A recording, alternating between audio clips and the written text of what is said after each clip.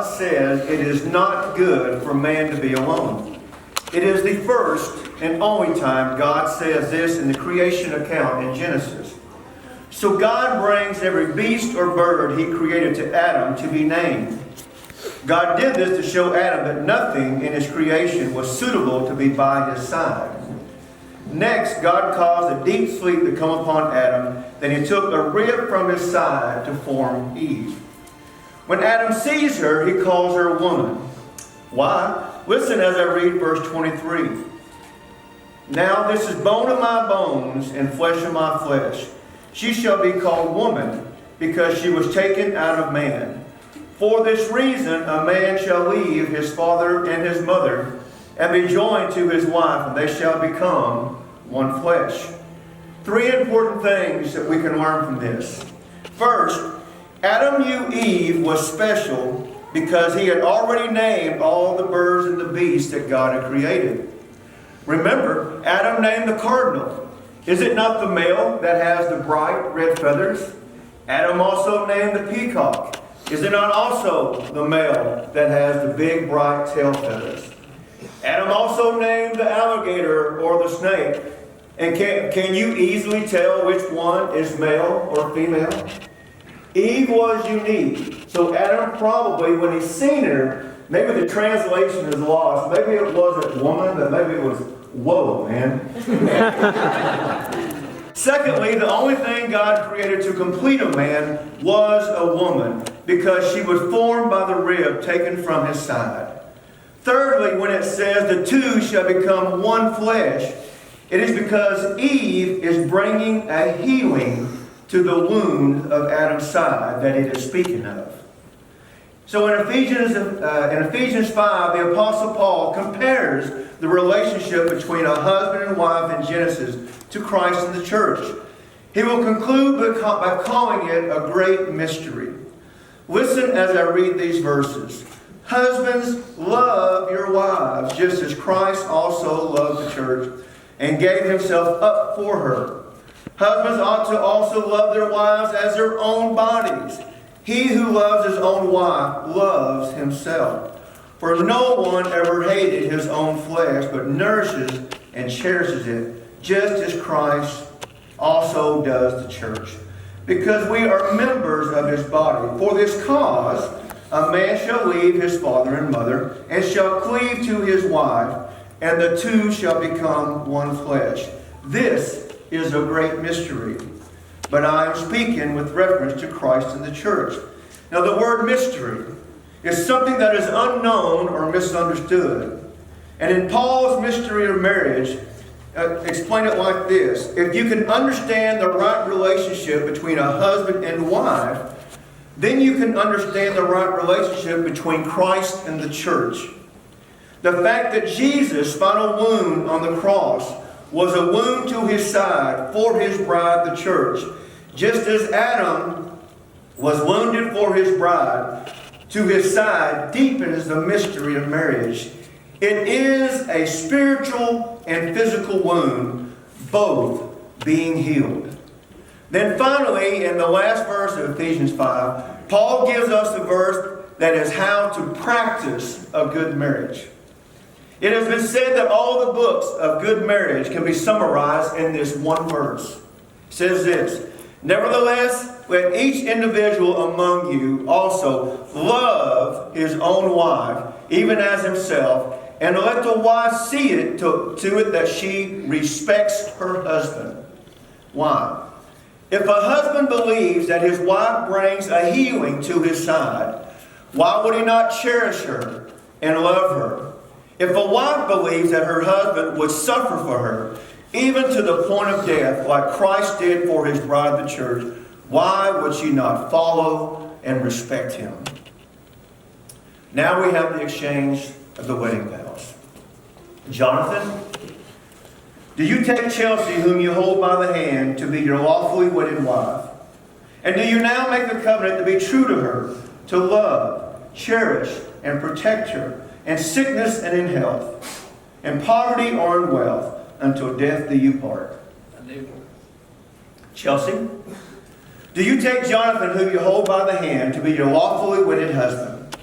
Do you make a covenant now to be true to him, to love, cherish, and respect him, in sickness and in health, in poverty or in wealth, until death do you part? Jonathan, do you have a ring to give to Chelsea? Jonathan, take Chelsea's left hand and place the ring on her fourth finger and repeat after me. I, Jonathan, take you, Chelsea, to be my wife. Chelsea. I, Jonathan. I, Jonathan, take you to be my wife. I did the same thing when I got married, probably. I promise to love you and cherish you. I promise to love you and cherish you.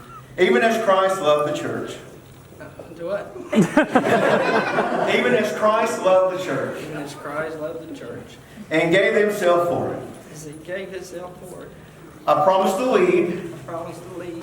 By Christian example in our home. By a Christian example in our home. Through the good times and bad. Through the good times and bad. So help me God. So help me God. Chelsea, do you have a ring? Place the ring on Jonathan's left hand on his fourth finger and repeat after me. I, Chelsea, take you, Jonathan, to be my husband. I promise to trust and follow you, just as the church follows Christ. I promise to love and respect you, and to be a Christian example in our home. Through the good times and bad. So help me God. By the authority invested in me as the minister of the gospel, and by the state of Tennessee, I pronounce you husband and wife. What God hath joined together, let no man put asunder. Jonathan, you may kiss your bride.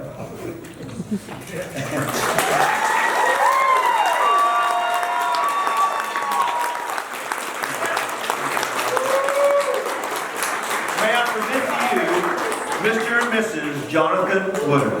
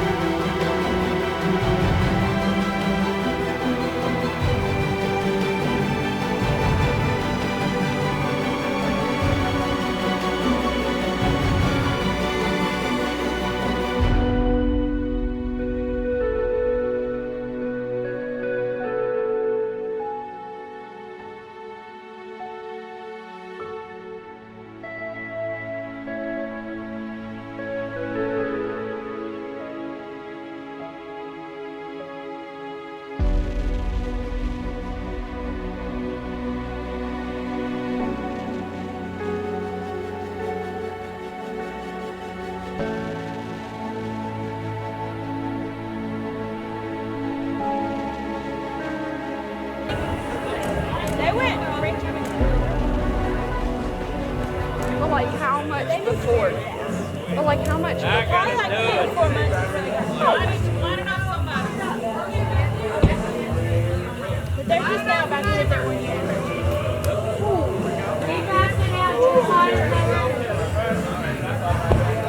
I'm gonna hurt myself. Keep passing it. It's not lighting. Hold it up higher. I don't want my dress on fire. That is so close. I got it.